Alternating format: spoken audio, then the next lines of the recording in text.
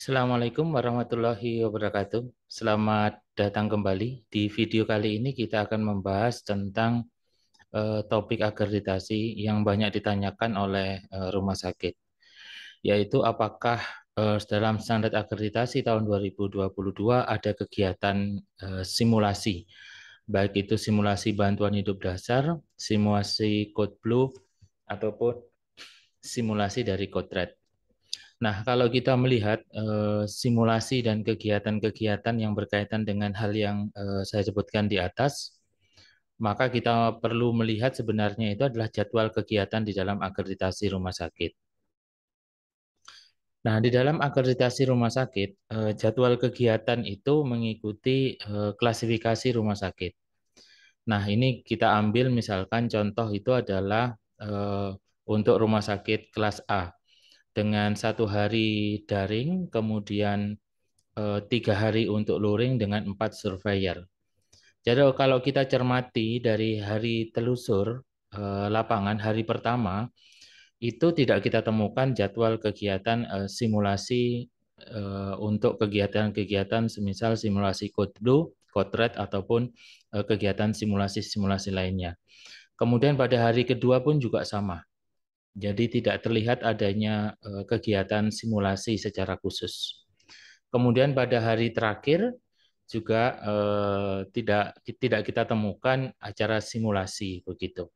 Nah, bagaimana sih letak simulasi di dalam standar akreditasi rumah sakit?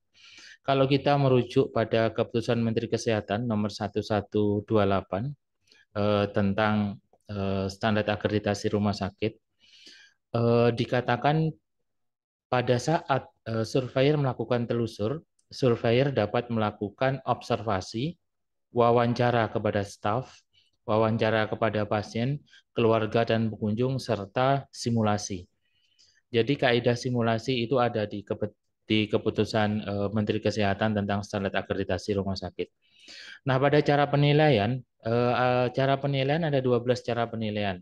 Pada cara penilaian yang ke-9 dikatakan bahwasanya cara penilaian itu menggunakan hasil simulasi staf sesuai dengan regulasi dan standar. Jadi simulasi staf mengikuti kaidah dalam elemen penilaian. Skor 10 apabila staf dapat memperagakan atau mensimulasikan sesuai dengan regulasi atau standar. Ini 80 sampai dengan 100%. Contohnya 9 dari 10 staf yang diminta simulasi sudah memenuhi regulasi atau standar. Skor 5, apabila staf yang dapat memperagakan atau mensimulasikan sesuai dengan regulasi itu antara 50% sampai dengan 80%. Sedangkan skor 0 itu apabila staf yang memperagakan simulasi yang sesuai dengan regulasi itu kurang dari 50% atau hanya 4 dari 10 staf.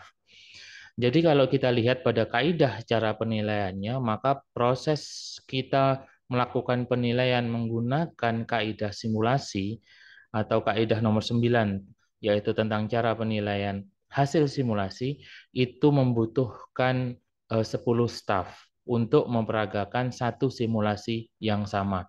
Dari situ kita akan bisa menilai ketercapaian atau kemampuan staf untuk memperagakan hal yang kemudian disimulasikan.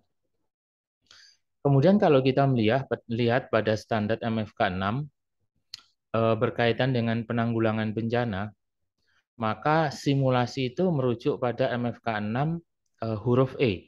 Rumah sakit memastikan semua staf memahami proses proteksi kebakaran termasuk melakukan pelatihan penggunaan APAR, hidran, dan simulasi kebakaran setiap tahun. Jadi simulasi kebakaran itu merujuk pada kegiatan pelatihan yang sudah dilakukan oleh rumah sakit.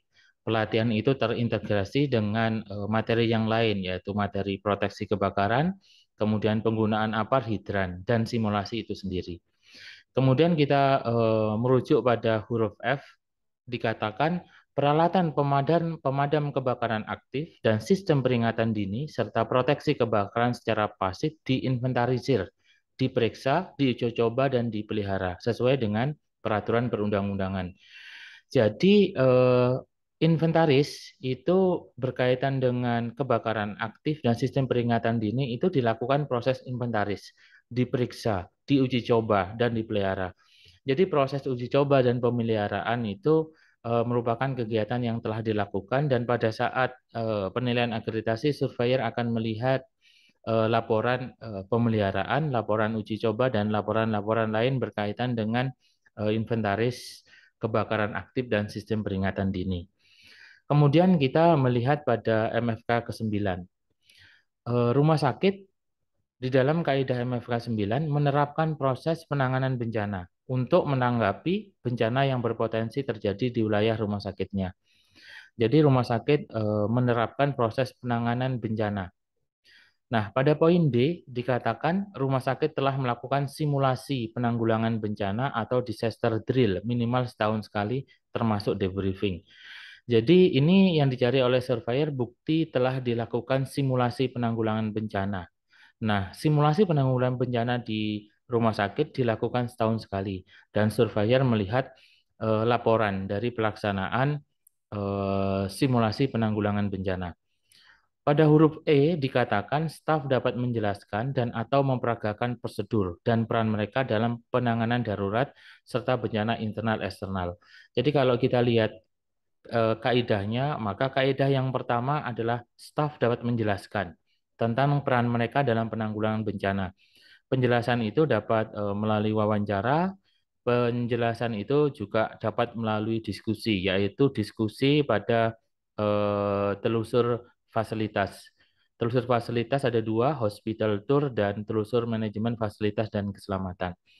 Apabila di dalam diskusi itu staf tidak bisa menjelaskan, maka staf dapat diminta untuk memperagakan prosedur penanganan kedaruratan. Salah satu prosedur penanganan kedaruratan itu adalah penggunaan APAR. Begitu. Nah, kita lanjutkan pada PAP 2.4. PAP 2.4 ini bicara tentang pelayanan resusitasi yang tersedia di seluruh rumah sakit.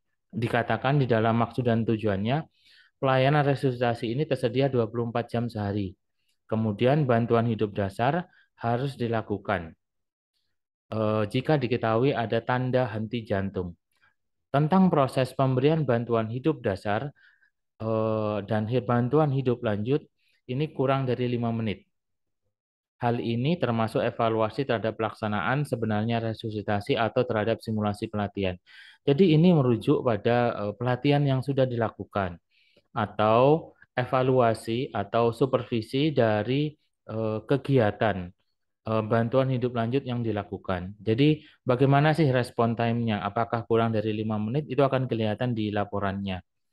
Nah, pada huruf C di elemen penilaiannya dikatakan di seluruh area rumah sakit bantuan hidup dasar diberikan segera saat dikenali henti jantung dan bantuan hidup lanjut diberikan kurang dari 5 menit.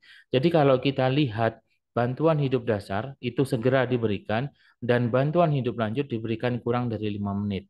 Nah, ini itu sebenarnya merujuk pada maksud dan tujuan, yaitu evaluasi terhadap pelaksanaan resusitasi dan terhadap simulasi pelatihan yang sudah dilakukan oleh rumah sakit. Kemudian yang huruf D, staf diberikan pelatihan pelayanan bantuan hidup dasar atau lanjut sesuai dengan ketentuan. Berarti ini bicara tentang materi ataupun hasil atau laporan pelatihan dari pelayanan bantuan hidup dasar atau lanjut. Jadi kesimpulannya, merujuk pada keputusan Dirjen Yankes nomor 1130 tahun 2020, tidak ditemukan acara yang secara khusus membahas tentang simulasi code blue, code red, dan seterusnya kan gitu. Di dalam rangkaian jadwal acara, baik itu rumah sakit kelas A, kelas B, kelas C, dan kelas D, pada rumah sakit umum dan rumah sakit khusus. Yang kedua, di dalam ketentuan Kemenkes 1128 tahun 2022 tentang standar akreditasi rumah sakit, memang betul ditemukan cara penilaian yang ke-9, yaitu simulasi. Tetapi kalau kita menggunakan kaidah ini yang kita jadikan dasar untuk melakukan code red, maka kaidah ini membutuhkan simulasi yang dilakukan oleh 10 staf yang mampu dinilai, kan gitu, untuk kemudian mampu dinilai. Nah, manakala simulasi itu adalah code blue, artinya kita harus membuat 10 acara code blue yang memperagakan 10 staf melakukan itu. Jadi kalau kita lihat dalam konteksnya ini, simulasi ini tidak merujuk pada code blue, tidak merujuk pada code red, sebenarnya merujuk pada bentuk simulasi yang lain. Misalkan simulasi cuci tangan dan spill kit dan lain sebagainya. Kemudian yang ketiga, simulasi pada standar MFK 6 dan 9 ini merujuk pada dokumen laporan pelatihan yang dilakukan. Di dalamnya ada materi simulasi. Simulasi pada PAP 2.4 ini merujuk pada dokumen implementasi atau laporan evaluasi tentang pelaksanaan resusitasi dan simulasi pelatihan resusitasi di rumah sakit. Jadi kesimpulannya sesuai dengan poin 1 sampai dengan poin 4, sebenarnya simulasi code blue dan code red itu tidak diwajibkan di rumah sakit. Nah, apabila kita melakukan simulasi code blue, code red, batasannya itu adalah nomor satu, tidak boleh menyebabkan insiden keselamatan pasien. Yang kedua, tidak boleh menyebabkan munculnya komplain atau keluhan kepada yang diterima oleh rumah sakit dari pasien, ataupun hal-hal yang lain yang tentu merugikan rumah sakit. Prinsip di dalam akreditasi rumah sakit bahwasanya tidak boleh terjadi selama proses akreditasi rumah sakit gangguan pada pelayanan di rumah sakit. Jadi itu demikian jawaban atas pertanyaan tentang apa sih kaidah simulasi code blue code red di dalam standar akreditasi rumah sakit tahun 2022. Semoga bermanfaat. Sampai bertemu pada diskusi dan video selanjutnya. Terima kasih. Assalamualaikum warahmatullahi wabarakatuh.